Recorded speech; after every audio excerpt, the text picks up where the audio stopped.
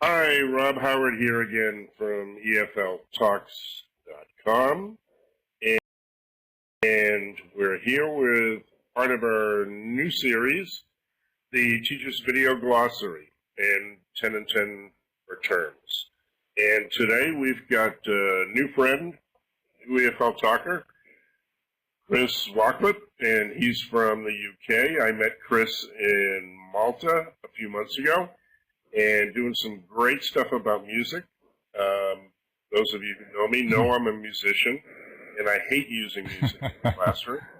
And Chris has convinced me to go back to it. So, Chris, thanks for being here. Thank you, Rob. And I really appreciate you taking the time, and you really had some great ideas. And, you know, I'm always the first one who says, never use music in gap fills. Because you're wasting 15 minutes, but you changed my mind. You know, you showed me a better way of doing it. So I really hope people get a lot out of this and change their ways. Thanks for that. So thanks for being here, and without further ado, you got your 10 minutes. Okay, thank you very much, Rob. So the minimalist composer Philip Glass said that music is the most eloquent language.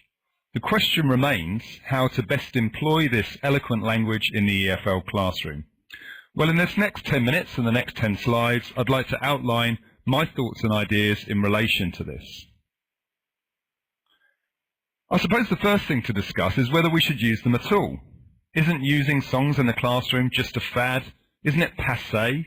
After all, it's all about the moving image nowadays, isn't it? And if we do use them, shouldn't we just pick songs the students will like? Well, the answer to all these questions, I believe, is no. Songs, and crucially the lyrics within them, are a meaningful, powerful, motivational, highly usable text type. Tim Murphy, the author of the most famous book so far, in language teaching, anything you can do with a text, you can also do with a song. So why do songs and song lyrics work?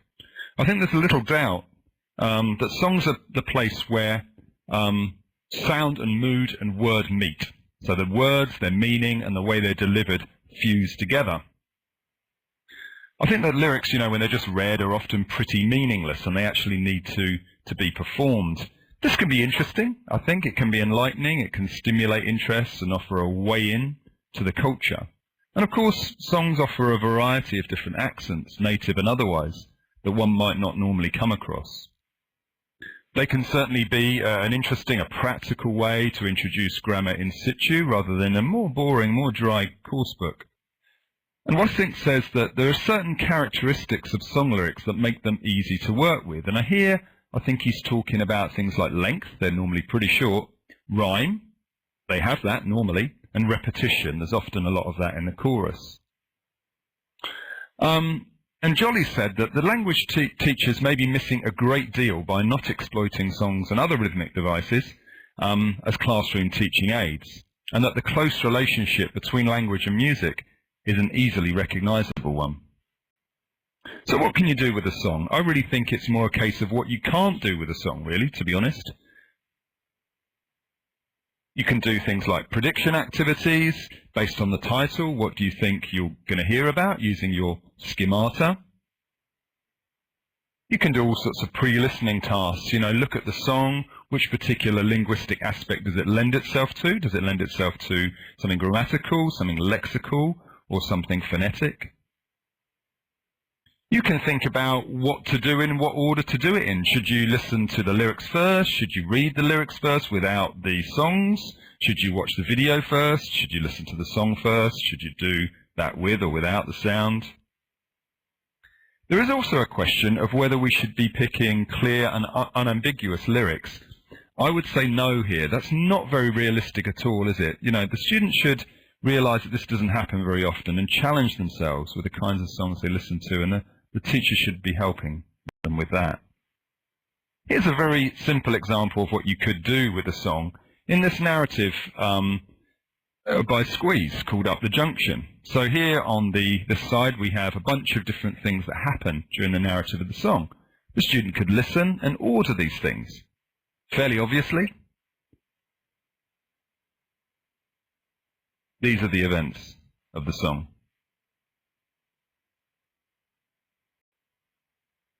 One can also do pronunciation and vocabulary work. So you can deal with things like rhymes, half-rhymes, and sound-alikes. As John Lennon said, what you should do in a song is tell the truth and make it rhyme. I had a colleague that actually used to change the words in songs. So she took the famous Tom Jobim song, The Girl from Ipanema, and changed lovely to ugly and loves to loathes. So it's tall and tan and young and ugly. And how can he tell her he loathes her? Stuff like that. Very entertaining. The students found out what was incorrect. Lip syncing is a good one. This can mimic the patterns of speech. So if a student is perhaps too shy to sing a song, they can mimic the patterns that their mouth would make producing particular sounds. This is particularly interesting since Lip Sync Battle is a very popular TV show in the USA, in the UK, and beyond. Dictation. So you can write down what you hear and reconstruct it. The name of this is a dixigloss.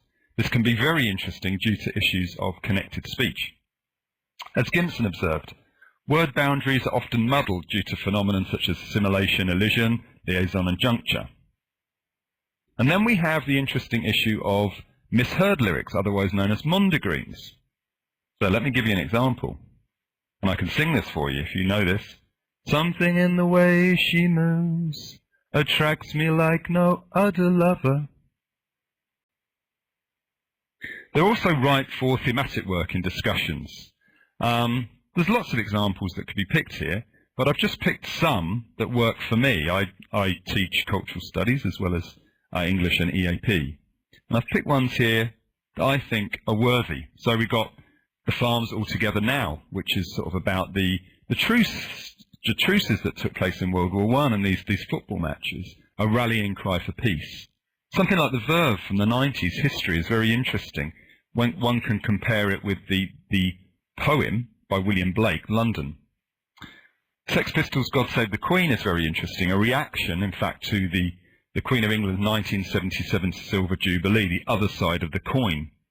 There's a poet from Essex called, a singer and poet and rapper called Scroobius Pip, who does this track called Letter from God to Man, in which God sends us a letter saying it's actually our fault and not his.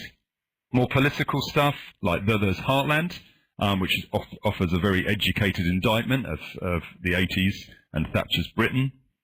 A very interesting one, Lily Allen LDN, which offers the other side of London. It's very interesting as well because it contrasts the very upbeat kind of salsa merengue music with the sort of very downbeat lyrics of what's happening in the city. And from the other side of the pond, we have Bobby Gentry's Ode to Billy Joe, which is a classic whodunit. And what did they do? What exactly was thrown off the Tallahatchie Bridge? So all this brings us to gap fill.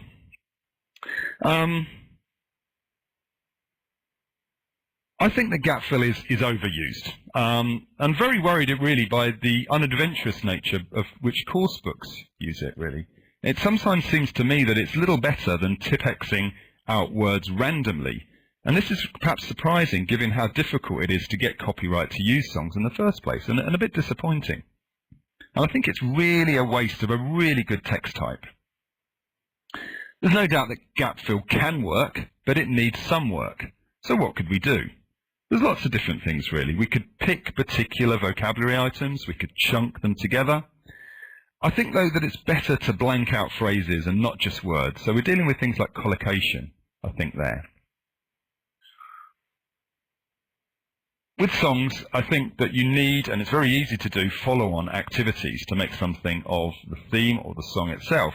For example, you could challenge students to summarize what's happening in the song in a limited number of words, for example, 20 or 30, summarize what's happening there.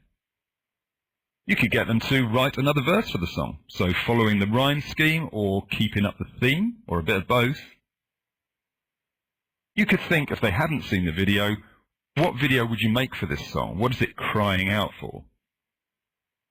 If the song's from a personal perspective, I think it's quite interesting to get the students to do something like write a diary entry from the viewpoint of the writer. Or reply to it. Imagine that they're an agony aunt or even an agony uncle.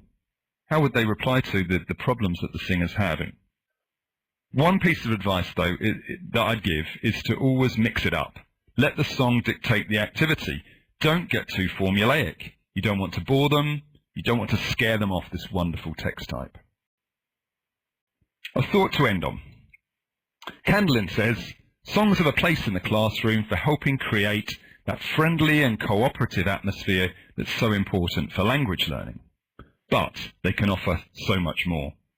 They offer insights into the culture and especially the stories and myths of different societies, providing a window into the frames of reference and values of the peoples whose language we are learning. Thank you very much. I've been Chris Walklett. Feel free to contact me on these details. And please come and visit my Facebook group, which is called Creating Uses for Songs and Song Lyrics. And the link is... Thank you very much. Goodbye.